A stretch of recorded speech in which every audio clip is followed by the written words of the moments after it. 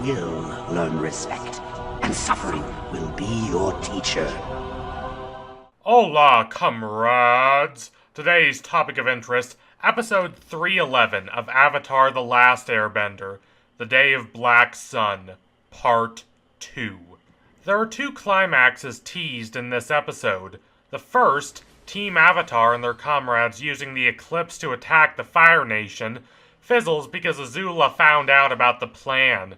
However, this episode is not wholly anti-climax, because in it, Zuko makes the most important decision any character makes in Avatar by choosing to turn away from his father and join Aang. This shift in focus is demonstrated by a simple but effective bait and switch. Even after the initial invasion plan fails, Aang and Sokka and Toph look for the Fire Lord's bunker. After Aang flies them over boiling magma, and Toph opens a giant door with metal bending, they threaten one of Ozai's supporters, who quickly tells them where the Fire Lord's chamber is. But the Fire Lord is not in his chamber. Azula is. It is Zuko who confronts Ozai. It is Zuko who triumphs. This recalls a similar bait and switch in episode 217, Lake Laogai, wherein Team Avatar is looking for Appa, but instead the show cuts from Appa reacting to his visitor to a reverse shot of Zuko, who asks not only Appa, but the audience, expecting someone else?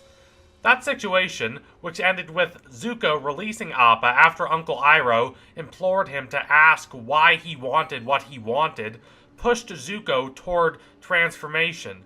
But he ultimately rejected that opportunity to change when everything he wanted was dangled in front of him. Instead, Zuko's watershed moment comes in this episode, and it is richly earned. Not only does he have to reject his life of luxury and his father's approval, but he has to weather a storm of condescension and emotional abuse from his father. All his life, Zuko has been treated horribly. The most notable example of this is the scar on his face, which he calls the mark of the banished prince when he's connecting with Katara in the Season 2 finale. Simply for speaking out of turn, he was burned and exiled. However, his father's abuse also manifested itself in more subtle ways. Whenever he competed with Azula, their mother, Ursa, loved them both, but Ozai, though he loved neither, heavily preferred Azula. Zuko speaks of how his father said he was lucky to be born, while his sister was born lucky. This constant undermining may not be as viscerally horrifying as what Ozai did to his face, but it was as important to creating Zuko's inferiority complex and his constant conflation of his honor with his father's approval. Because of this conditioning, it's incredible what Zuko does. Rather than break when Ozai berates him, he makes a blisteringly, achingly beautiful response. I thought it was my honor that I wanted, but really, I was just trying to please you. You, my father, who banished me just for talking out of turn. My father, who challenged me, a 13-year-old boy, to an Agni Kai. How can you possibly justify a duel with a child? Ozai attempts to cut him off and infantilize him. Was to teach you respect. It was cruel, and it was wrong. Then you've learned nothing. No, I've learned everything, and I've had to learn it on my own. This is not especially because he hates Zuko. Ozai doesn't care enough about him to hate him. Azula, for all her faults, at least respects him. When she says this, I've plotted every move of this day, this glorious day in Fire Nation history, and the only way we win is together. As she persuades him to join her in Ba Sing Se, she's being honest. But Ozai does not respect Zuko. Responding to his words with a mix of disdain and shock, Ozai expects Zuko to back down. Ozai is the Fire Lord, after all, the supreme dictator of a country that has been terrorizing the world for a century. But Zuko is fearless. He hasn't come this far to let his father stop him from speaking what he knows to be true. Shaking off the last remnants of his father's control over him, he excoriates not only his father, but the entire imperialist indoctrination process he and many other Fire Nation youths underwent. Growing up, we were taught that the Fire Nation was the greatest civilization in history. And somehow, The war was our way of sharing our greatness with the rest of the world. What an amazing lie that was. The people of the world are terrified by the Fire Nation. They don't see our greatness. They hate us, and we deserve it. These lines specifically have been built up to throughout the season. The most maligned episodes of Season 3, spanning from The Headband to Sokka's Master, are about humanizing the Fire Nation. Just like The Avatar and the Fire Lord humanizes Sozin, and The Beach humanizes the villains, most notably Azula, episodes 302, 303, and 304 humanize the ordinary citizens of the Fire Nation. Sokka constantly demonizes the Fire Nation in ludicrously hyperbolic terms, but no one questions him because they're the bad guys, right? Well, yes, but the truth is more complicated.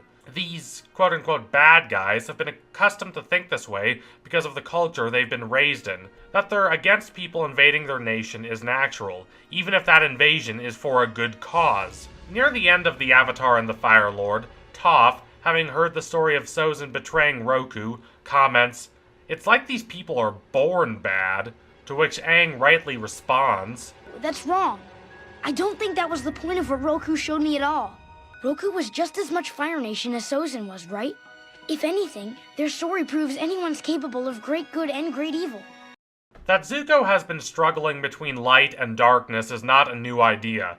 It's one the show has contended with since early in Season 2, when it gradually but incisively took Zuko from a sympathetic villain to a morally ambiguous character who could be redeemed. But what Season 3 does is place his struggle in the context of the struggle of the entire Fire Nation. As shown in The Headband, Fire Nation students do not have to be, as Sokka so brutally describes them, depraved little fire monsters. As shown in The Avatar and the Fire Lord, Fire Nation elites can either be calloused tyrants or brave heroes. Zuko's allusion to his cultural conditioning is fantastic because it could have come from thousands of other Fire Nation citizens. He's not the only one stuck between what he is socially expected to do and what is right. This is the ailment of his entire people. However, from these sweeping declarations, he shifts to a personal statement of belief in his uncle. Your uncle has gotten to you, hasn't he? Yes, he has. This is the point at which Ozai realizes his intimidation is not going to work. Zuko has successfully resisted. This is why the show cuts away to Team Avatar here. Cutting back and forth from a particularly powerful sequence can numb its effect.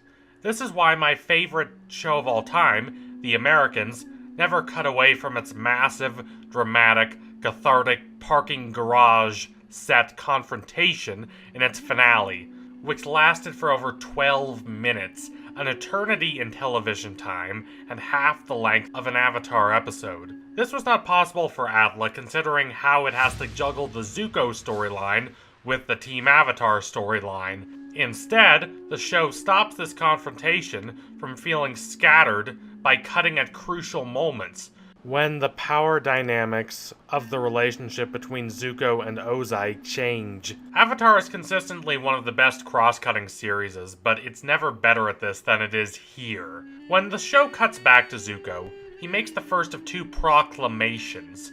He's going to free his uncle. Ozai scoffs, but Zuko, having resisted Ozai's condescension thus far, ignores his mockery and delivers his second proclamation, the one his entire arc has been building toward. But I've come to an even more important decision.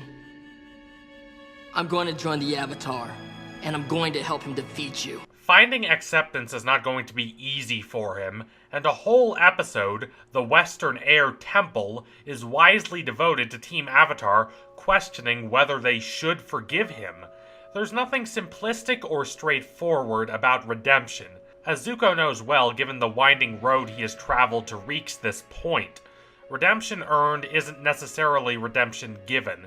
At first, Team Avatar rejects him, and considering their history with him, that's a completely understandable decision. However, the moment he declares to Ozai that he's joining the Avatar is the moment he redeems himself, and he knows this. Ever since the Season 2 finale, he's been hesitant and standoffish and surly. Here, though, he's sharp and resolute and decisive. Every word he speaks burns with the passion of triumphing over 3 years of confusion and uncertainty and misery. 3 years of engaging with himself in bad faith. Ozai attempts to wrest control of the conversation from Zuko by asking why Zuko doesn't kill him, but this question does not perturb Zuko. Because I know my own destiny. Taking you down is the Avatar's destiny. Goodbye. This makes sense considering what Iroh says in episode 319, The Old Masters, the gist of which being that because the Avatar is considered a higher authority whose loyalty is to balance, not any of the 4 nations, they can kill a tyrannical leader without throwing the world into chaos. But more interesting is Zuko's use of the word destiny. Before, this word was second only to honor, and how often Zuko used it to explain his motivation for wanting to capture the Avatar. When Iroh confronts him under Lake Laogai, Zuko responds that he knows his destiny, to which Iroh responds, "Is it your own destiny, or is it a destiny someone else has tried to force on you?" Zuko using the word destiny here against Ozai exemplifies how he has escaped from the shadow of that word. It doesn't control him anymore. He controls it. Flailing, Ozai uses the one option he has left. He says he'll tell Zuko what happened to Ursa, but only if Zuko sticks around after the eclipse. This is Ozai's last chance to salvage this situation. It is an obvious trap, but Zuko refuses to escape from it. He wants to know the truth. However, Ozai tells him little, only that Ursa's alive. The rest he asks for in the series finale and discovers in the comic trilogy, The Search, which I highly recommend. After yielding this scrap of information, Ozai attempts to kill his son, as condescension and verbal abuse have not been sufficient to break Zuko. However, Zuko is able to turn this back at Ozai as definitively as he volleyed back the insults Ozai threw at him.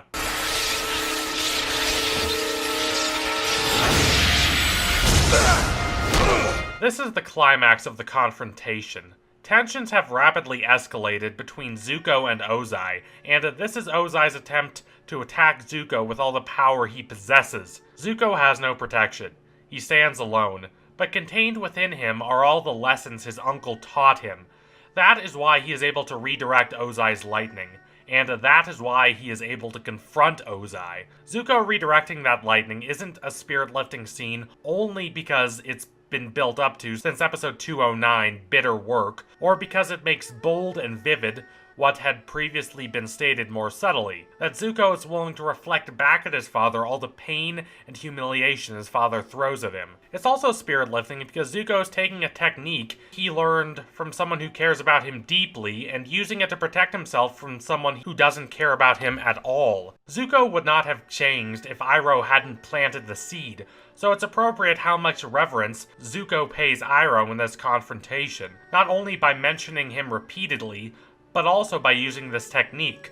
With his advice, Iroh helped to give Zuko the strength to confront Ozai, and by teaching him this technique, Iroh allows Zuko to survive the battle. One final note, with lightning coursing through his body, Zuko has another chance to kill Ozai, and once again, he refuses.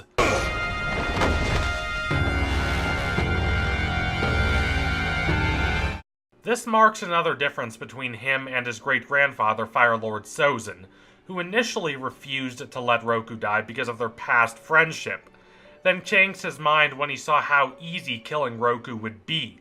Despite the pain his father has inflicted upon him, he does not take revenge for the sake of taking revenge.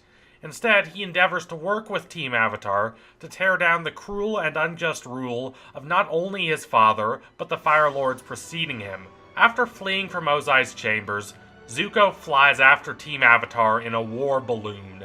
At this point, he believes everyone hates him, and he has no idea what his future will look like.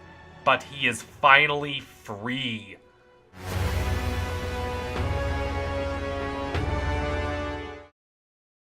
As Zuko is my favorite character in Avatar, I wanted to make a video about him. However, as Zuko is by far the most overanalyzed character in Avatar, I was dissuaded from making a video on him because I didn't want to do something that had already been done. I discussed this annoyance in my Katara video, but after that video I got to thinking about a unique angle I could take on Zuko's character, which is how I decided to give this, the most important scene in his character arc, my anatomy of a scene treatment. Let me say I don't blame people for making so many videos on Zuko. He is by far the most interesting character in Atla, and his arc is both simple and extremely complex. If I wanted to explain why, say, Don Draper is a great character, I'd have to spend over 10 minutes detailing how his pursuit of satisfying images instead of actual satisfaction reflects America in the 1960s, how he's not a straight Walter White type anti-hero, how he can repair some relationships but not others in his life, and what that says about his ability to redeem himself as a whole, and so forth and so on. In fact, I did just that. I'll put the link to that video in the description. However, if I wanted to explain why Zuko is a fantastic character, I could do it in one sentence. Despite starting the series as a villain, Zuko redeems himself by realizing his father's approval is not the same as his honor. What's wonderful about his arc is its nuances. He questions himself. He doesn't know what to do with his life. He doesn't know what's right anymore. He keeps making mistakes. And that's what makes this moment so satisfying and cathartic. If his transformation were a straight line, it would not be nearly as powerful. Anyway, if you liked what you saw today, consider donating to my Patreon so I can produce even more fiery content. Also, don't forget to like and comment and subscribe, all that blazing stuff. Adios, comrade.